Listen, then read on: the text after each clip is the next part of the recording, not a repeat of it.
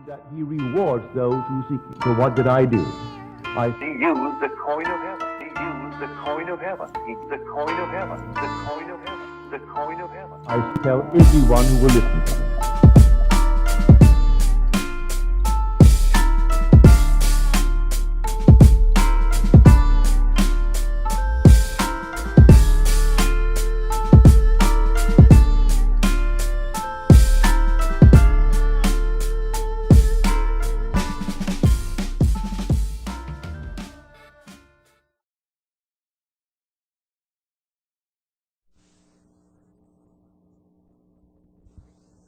Paul, in his letter to the Galatians, said, I see that you observe days and months and seasons and years. I am afraid I have labored over you in vain.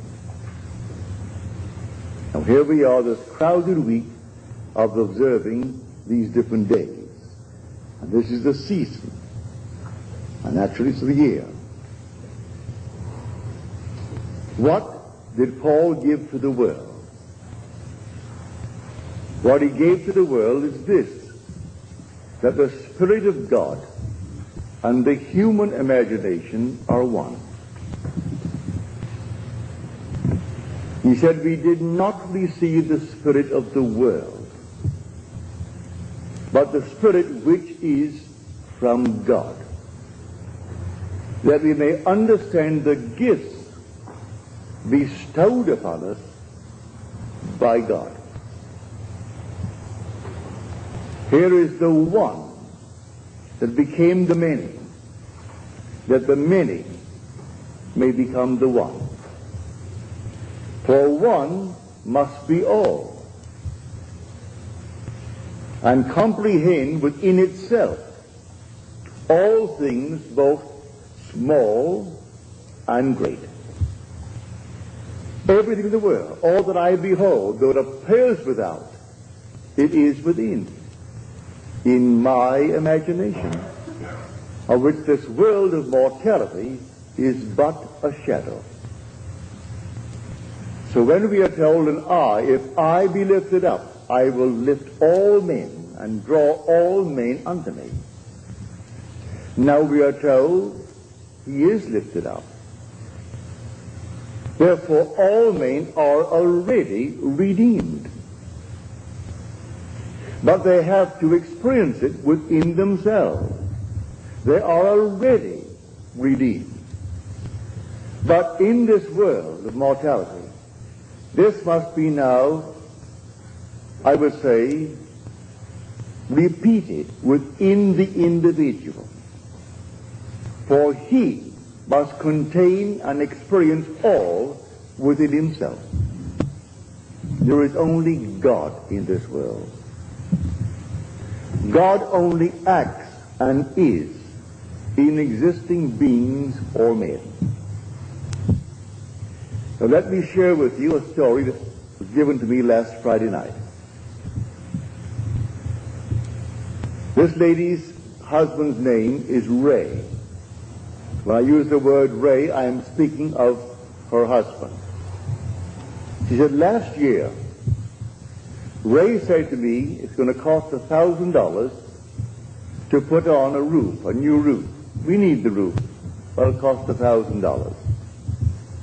She didn't say they could not afford it. She just said, I saw the new roof.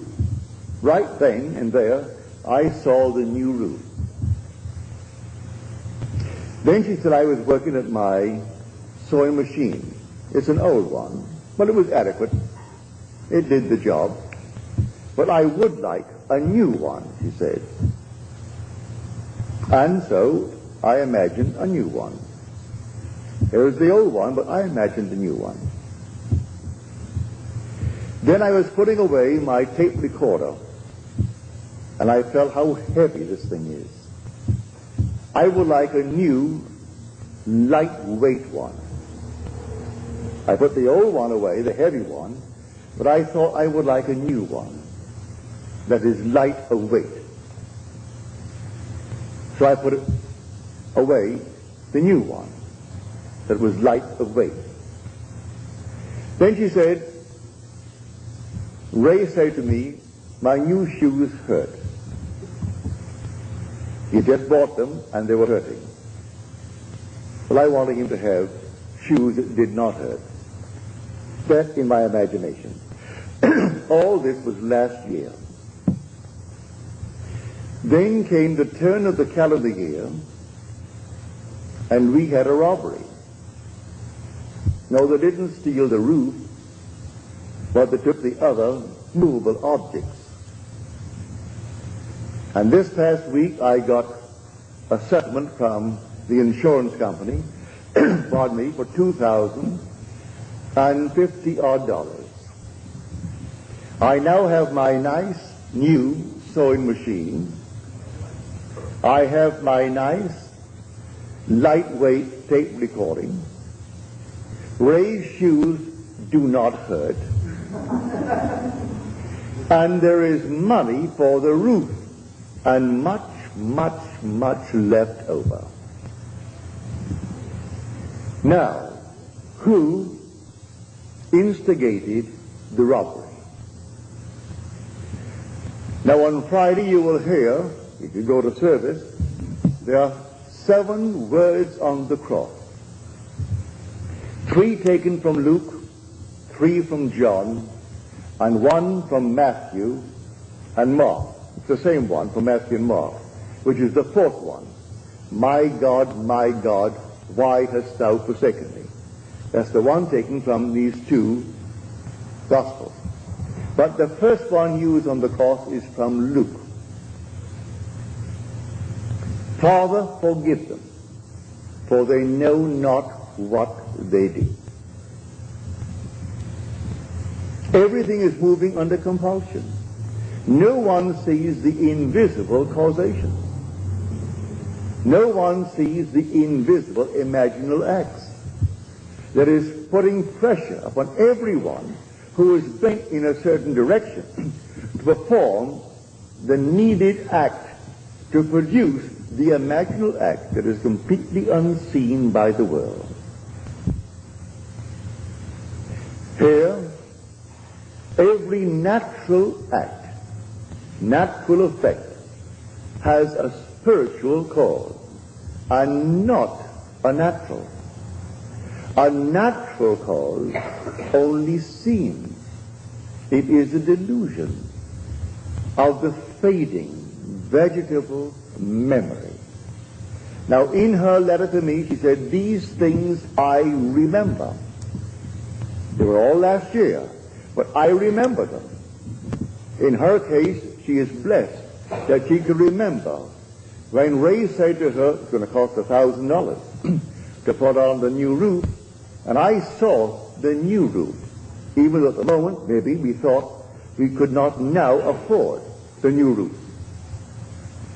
When I used my sewing machine, it was adequate, it was good, it did the job, but I would like a new one, and I saw a new one.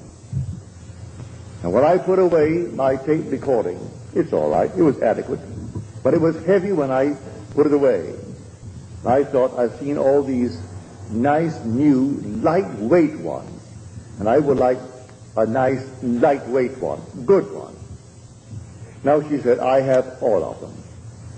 I have my nice, new, lightweight, my new machine, Ray's shoes, they do not hurt, and the roof will be a new one. The money is there, and much left over. So the first cry on the cross, Father, forgive them. They know not what they do. They're all asleep, moving under compulsion. And men and women, unwittingly, most of them, some wittingly, are setting the whole thing in motion. And they're simply moved. So someone given to the feeling of getting something for nothing, so he takes the tape recorder. If he sells it for anything, that's profit. It costs him nothing. No matter what it cost her, whatever he could get for it, that was sheer profit. If he goes out and he finds something that he stole for $100, and he could move it quickly for $15, and one gets a bargain, he made $15. It cost him nothing. His investment was nothing. And there are those in the world who think that way. They're all passing through the furnaces. So the first word on the cross, a word on the cross does not mean a single word. It's a completed thought. So the shortest word is, I thirst. But there are two words. Then the next one from John is, it is finished. There are three words. All right? Still, it is one word when you take the 7 words. So the first word is from Luke. Father, forgive them, they know not what they do. And then comes Luke's second. Then comes John's first. Then comes Matthew and Mark. And then comes 2 from John. And then Luke completes it. Father, into thy hands I commit my spirit. But when he said, and this little punctuation mark has been pushed around in the second word on the cross, which is from Luke, and the thief turns to him and asks him to have mercy on him. And he said, behold, I say unto you, today thou shalt be with me in paradise. Well, you could alter the punctuation mark and put the comma after today. But no, leave it just as it is. Behold, I say unto you, today thou shalt be with me in paradise. This is now resurrection. And when I am lifted up, I will draw all men unto me. For all things are in my own wonderful human imagination. And I am all imagination. So when I am lifted up, I draw all. At the very moment, I draw them all with me. But they individually must have the experience that I have had. But they are already redeemed because I took them up with me. Because all things exist in the human imagination. And anyone who is resurrected, well, he can't be resurrected and leave behind him any part of himself. So the whole vast world is raised up with him. I am telling from experience, the heavenly chorus sings when this thing took place. They sing the fall, actual fall into division, and the resurrection into unity. They sing it out. And then the regeneration through resurrection from the dead. They actually sing it out.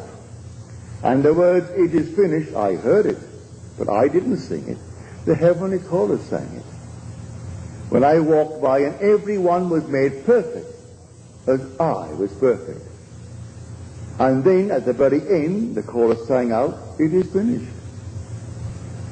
That was the 6th word on the cross. And the last one is when this garment comes off. And that is the 31st Psalm, the 5th verse. Into thy hands I commit my spirit. Complete the verse.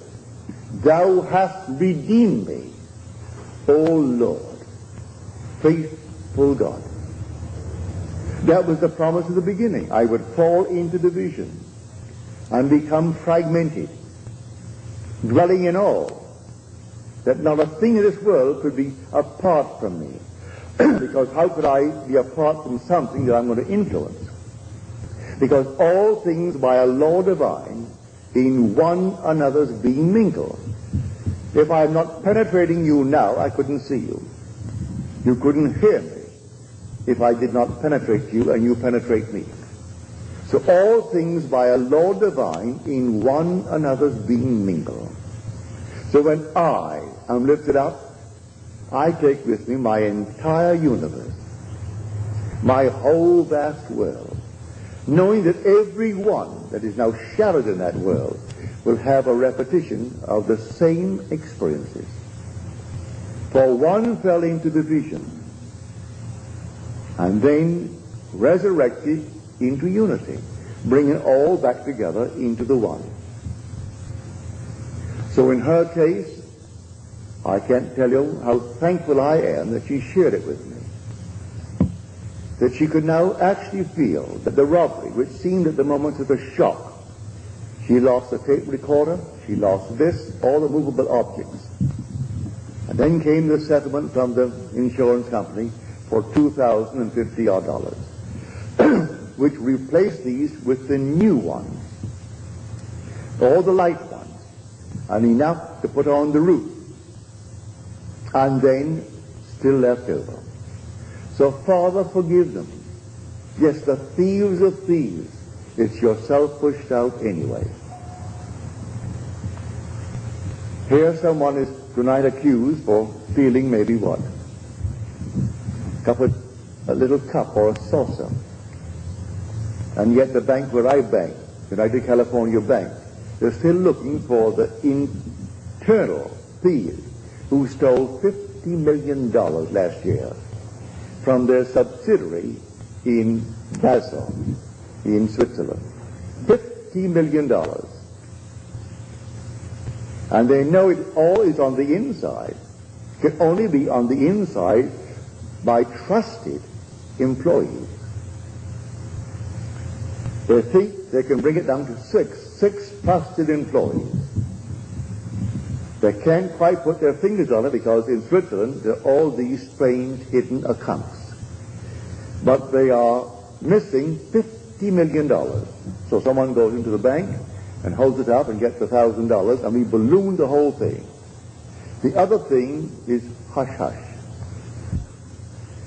Here is a bank in Illinois a few months ago, close to $7 million, and they still can't quite put their finger on how it happened on the inside. No one came in and robbed them. And we speak of the little shoplifting on the outside, and the poor little girl goes off to jail, or the little boy goes off to jail. I'm not condoning it. If you could stop the investment from the inside, your dividends would jump from its present little 3% or 4% to 20%. If you could only stop it from the inside. All things happen, really, in the true sense of the word, from the inside. So that every so-called act in the outer world that seems so, well, a cause in itself. May I tell you, every natural effect has a spiritual, imaginal cause, and not a natural. A natural cause only seems, it's a delusion of what? The fading memory. Man can't quite remember. Pardon me. Luckily, she remembered when Ray said we could use and need a new roof. But it would cost $1,000, and so that's put into the future. She remembered when he complained the new shoes were hurting. In her mind's eye, she revised it instantly, at that moment. The roof and the shoes. When she worked on her machine, she revised it. It was adequate, but she said, I have a new machine, sewing machine. And putting the heavy tape recorder away, she wanted a new one that was light of weight, and she revised it, and she got, in her mind's eye, a lightweight new tape recorder. Then she goes home one day to find the house had been robbed. She had carried insurance, so she brought in the insurance, and here they paid her the $2,000, which replaced all these things in a new way. So I tell you, this story is the greatest story ever told. There's no story like it. But Christianity needs forever and forever to be saved from secular history. It is not secular history. It's the history of your own wonderful human imagination. God and your own imagination are one. They're one. You are an immortal being. You cannot die. Because you're all imagination. And when you actually know it from experience, then you can wipe your tears. Nothing can pass away. You may not see them with a mortal eye, touch them with a mortal hand, but they are in a world just as real as this. Just as real. Continuing the journey until they reach that moment in time when they are resurrected. And then their scattered body begins to be collected, and they're gathered together into one. So one must be all, and comprehend within himself all things, both great and small. And you are that one that actually fell. And then, in falling, you became fragmented. You became divided into the unnumbered parts, and each seems to be independent of you as you look out on it. You're only looking out on yourself pushed out. And your whole vast world must make real your unknowing imaginal acts, or your knowing imaginal acts. I ask you to trust this teaching. Believe in your imaginal acts. You may not see it tonight or tomorrow, but believe in it. Actually assume the most glorious thing in the world for yourself or any aspect of yourself. Trust it. And that imaginal act, if it takes 1,000 or 10,000 or 100,000 of your projected selves, will use them to make that thing become real in your world. As she said in her letter to me, you may call it imagination, or some may call it thought. But this I do know, having remembered what I did last year, I can say it does produce reality. As I've told you time and time again, imagining creates reality. That all the objective facts of the world are produced through imagination. There isn't a thing that you can name in this world that wasn't first imagined. But you can veto it the minute you imagine it. You can say, as she could have said, we can't afford it, and stop it. She didn't say we can't afford the $1,000 for the roof. She saw the roof, and it was new. But she didn't see the robbery. That's the means. Now, let me turn you now to the 55th chapter of Isaiah. My ways are higher than your ways, and my thoughts than yours. This is a chapter where you're told, my word shall not return unto me void, but it must accomplish that which I purpose and prosper in the thing for which I sent it. So my ways are higher than your ways. Don't concern yourself with how it's going to be done. For the same voice who spoke these words said this in the 32nd chapter of Deuteronomy, the 39th verse. I, even I, am he. I kill, I make alive. I wound, I heal. I do all these things, and none can deliver out of my hand. He's playing all the parts.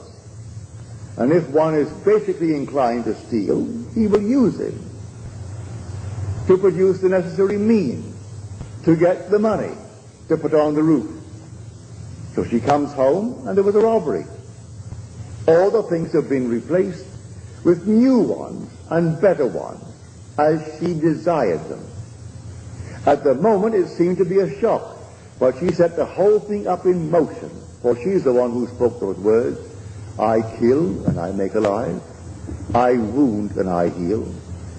and none can deliver out of my hands. For the Spirit of God and the human imagination are one. And there is nothing but God. All things were made by him, and without him was not anything made that was made. And so if all things are made by him, is there a thief in the world? He's playing that part. Is there a so-called hero in the world? He's playing that part. A coward? He's playing that part. He's playing every part in the world, and it all adds up to produce the unseen imaginal acts of men. So you are alone, and you think no one sees me, and this means nothing. It's only my imagination. And you carry on your lovely imaginal act. And so that's it. Not knowing that you're actually producing tomorrow's effects in this world. And when it comes into the world, that natural effect has an unseen, invisible, imaginal act as cause, and not a natural cause. A natural cause only seen. It is a delusion. Delusion of what? Of your fading memory. You don't remember when you did it. So when confronted with your own harvest, you can't quite believe it. You can't remember when you did anything that could actually be like this. I didn't rob myself. I never thought for one moment of robbery to get the money. No, but I did see the whole thing done. And there are thieves in the world, all over the world, and they're all played by God. There is nothing but God. God only acts and is in existing beings or men. Now let me find that actor, because God only acts, and he is in all existing beings or men. Well, I'm a man. I've got to find that actor. For the thing that I see reflected in the mirror when I shave in the morning is a mask. That's persona. Now, who is wearing that mask? I answer, if you say, Neville, I turn around and I say, yes, here I am. But who is the being that is there? I am. That's my real name. But the mask is called Neville. But I will say, I am Neville. So the wearer of the mask called Neville responds. That being in that mask, behind that mask that no one sees, is God. And now the whole vast Christendom will celebrate this victory of God, that he actually died, literally died.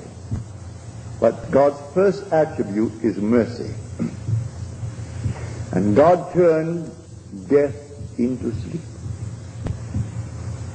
And then rose the sexes to work and to weep. And so all the sexes rose as masks. When God died, he buried himself in humanity and died. And then his first attribute, mercy, turned it into sleep. That's what Blake meant when he said eternity exists. And all things in eternity independent of creation, which was an act of mercy.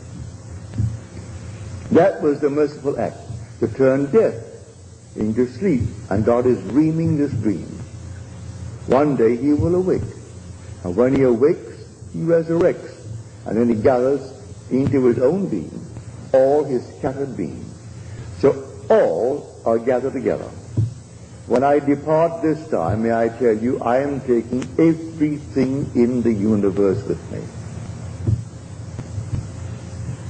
And when I am lifted up, I will raise all unto me.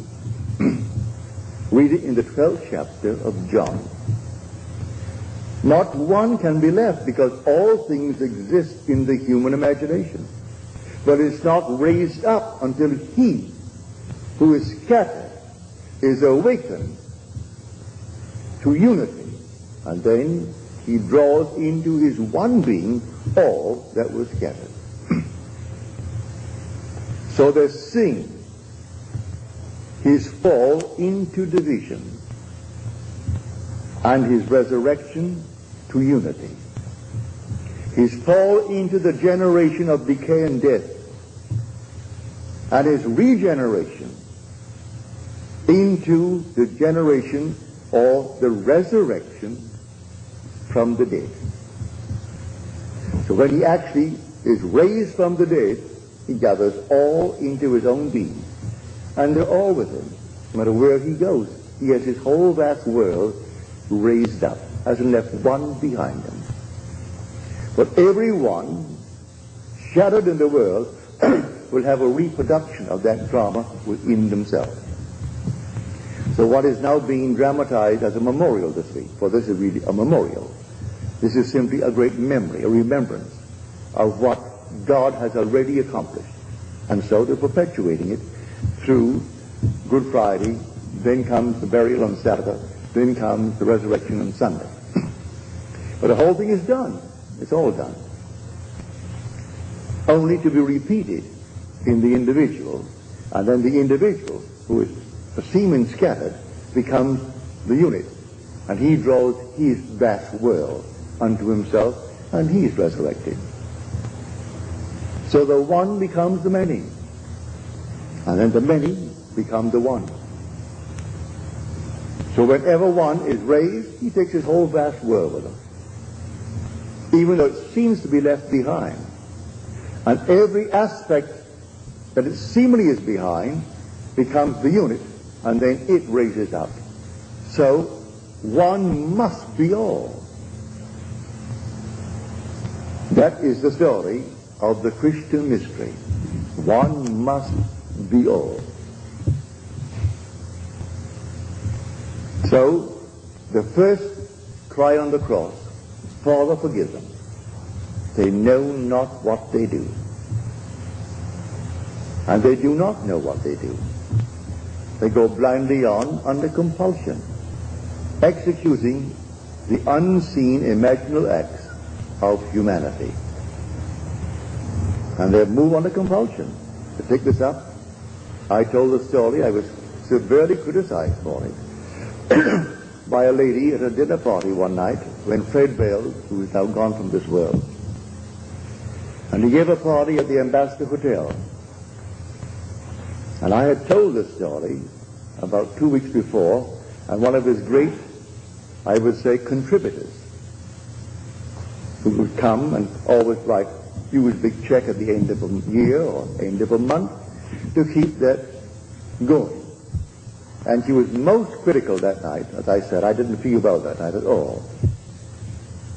And she said, you know, I can't quite understand how you could take the platform, an audience of 2,600, 1,000 who could not get in, they're all overflowing, at the Fox Wilshire, and tell what you told concerning your wife. That was my first wife. I told a simple story to explain that everything in this world must be forgiven. I don't care what it is. When I met the girl who now bears my name, who is the mother of my daughter, the very first moment I met her, I knew she is going to be my wife. She didn't know it, but I knew it. I said to myself, she doesn't know it, but she is going to be my wife. We sailed for Barbados 6 months later, and she met my mother, met my family, met them all. They all loved her. That was back in 1936. In New York City, because of some archaic law, it's now passed. You couldn't get a divorce unless she was insane for 7 years, or adultery, and that's all. The Orthodox Christian churches have sewed the whole thing up so that it made life miserable and made everything simply, well, a burden to all. But when I met her, I had just such an entangled background. And here is New York City, the most archaic city in the world concerning its laws. I went to bed and slept as though I will happily marry to the girl who now bears my name. I did not have any physical emotion with her. Just she was sleeping there and I am here, and it's blissful. I did that for 1 solid week. Then comes a telephone call from the court one morning, telling me that I must come down to this federal court on Tuesday morning. Well, I was groggy. It was early in the morning, and in those days I didn't rise as early as I do now. And so I just said, all right, and I hung up. After I hung up, I wondered, what on earth is all this nonsense? What have I done? I must be in court. I haven't received the summons. Not a thing. I must be in court. Well, on Tuesday morning that I'm supposed to be there, I made no effort to go there. And about 9:30, the phone rang. It's the court. And they say to me, you're supposed to be here in court this morning. You meet at 10. And I said, what on earth am I supposed to be in court for? They said, well, it happens that your wife is arrested. And we thought maybe you could throw some light on the reason for her arrest. That's why we're asking you to come down. Well, I wasn't shaved. I simply threw myself into the clothes and off I went to a taxi down to the court. And I got there just as they were bringing her in.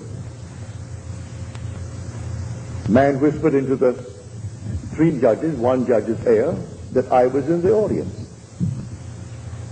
The judge asked me to take you don't have to swear, but will you please take the stand and throw some light on the behavior of your wife? She tells me you've been separated now for almost 14 years. I said, yes. Is it a religious reason why you've been separated? I said, no, none whatsoever. We knew we were wrong the very first day we got married. We knew it was completely a failure. But, right away. Then he read the case. She was picked up for shoplifting. They went to her home and found other things in her home. I said, what do you say for this? I said, as far as I'm concerned, I don't think that really she is a shoplifter. As far as I'm concerned, she just moved under compulsion, taking into consideration her age. She's 8 years my senior, and she's passing through a certain emotional state. And do be lenient. We have a son, and he lives with me. And I don't want anything to happen to his mother that would cast any shadow on his life. He is a wonderful boy. He is in my charge by law. He is in my home, lives with me, and I don't want anything to happen to her that in any way would reflect upon my son. The judge said, in all of my years on the bench, I have heard no plea by one for another who has every reason in this world to get her committed, because that in any other state would be enough for what he wants her to be divorced. And yet he pleads for her. He sentenced her to 6 months, and then on my plea he suspended it. She met me on the outside and said, Neville, that was a very decent thing to do. Give me my papers. She knew I was looking for them. And my dancing partner told her I was looking for her to serve the papers and therefore to be scarce and move out of New York City. So she did. But she had to commit the act, and they had to call me and ask me to throw light upon that. How could I condemn her? Who was the actual cause of her shoplifting? I slept as though I were blissfully married to the girl who now bears my name. And I had to get the evidence. I had to get some reason to bring the action. And here my wife actually gave me the papers. I said, I don't have the papers with me. She said, I'm driving home to your place right now, and you can give me the papers. That's illegal, to serve your own papers. But she drove up to my hotel where I lived. I went to my room, came down to the lobby, and gave her the papers. did my own serving. Now that is an illegal thing in this world. But then I got my divorce. In the city of New York, then I could marry the girl who now bears my name. And when I told that, I told it only to tell people of that one word, the first word on the cross, Father, forgive them, for they know not what they do. They're all moving under compulsion. And the unseen causation is hidden from the world. They do not know who is treading in the winepress. And I was treading in the winepress to be happily married to a girl who was not then engaged to me, because I couldn't be engaged to her under the circumstances. And then my wife behaved in such a manner that it made it real and natural for me to do what I did. How can I blame her? So the first word on the cross, Father, forgive them. They know not what they do. They have to do what they do. I have to fall into division and fragment my being into the unnumbered parts called humanity, and then rise into unity and gather all my scattered members together and rise as God himself. That's the story. It is God who fell and God who rises. So I know from my own experience nothing dies. Those who have not had the experience here, all right, they're restored in a world that is terrestrial just like this. And they continue their journey until that moment in time when they're resurrected. And resurrection is resurrection into unity. And the outpictured world, the whole vast universe, is himself pushed out. Is gathered together then. And they move up. And I, when I am lifted up from the earth, I will draw all men unto me. See it? This is the mystery of which we speak here night after night. You're not some tiny little thing that's pushed out. You are the whole. One must be all.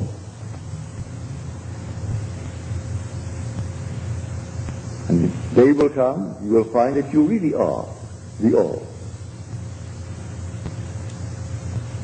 So not one person in the universe could be outside of you when you are resurrected. Because as you are raised up, you raise all with you.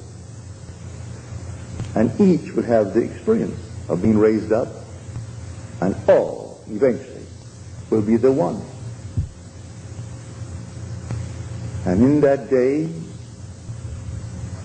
there shall be one. His name one, as we are told in Zechariah. But Blake tells it so beautifully in his Dream of 9 Nights, called Valor, or the 4 Zoes. And then he tells a story of the falling into division. And when they're all gathered together, this one man they call Jesus. And they in him and he in them live in perfect harmony in Eden, the land of life. For you are the Lord Jesus Christ, whose resurrection they're going to celebrate this coming Sunday. You tell that to the priest, the Sabbath. Tell that to any minister. Because they are sound asleep. They do not know who the Lord Jesus Christ is. I tell you, the Lord Jesus Christ is buried in you.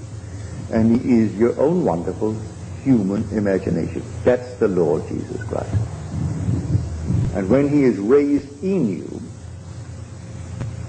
you will raise all in this universe with you. That is the story. So I want to thank my friend for sharing with me her experience and being big enough to remember. If man could only remember the imaginal acts. She remembered when the roof needed repairs or a new one, and the cost was excessively high for them at the moment, she remembered her husband complaining about the pain the new shoes caused, the weight of the tape recorder, and then working on the machine, the sewing machine, and it was adequate, it was good, but she would like a new one. And then came out of the nowhere a robbery, and took all these movable objects. And then came the insurance that sent the check for $2,000 odd, that replaced all the movable objects and enough for the roof and much, much over. So she can actually say, forgive them, Father, those who took it. Did they not do her a favor? And yet they are thieves in their own eyes and thieves in the eyes of society. And they are. But you know who played the part? God. And you know who actually made them do what they did? The lady who wrote me the letter. Now she knows the words in that 32nd chapter of Deuteronomy. I, even I, am he, and there is no God beside me. I kill and I make alive. I wound and I heal. And there is none that can deliver out of my hand. No matter what happens, if we only had the memory, we could trace it to a forgotten imaginal act on our part.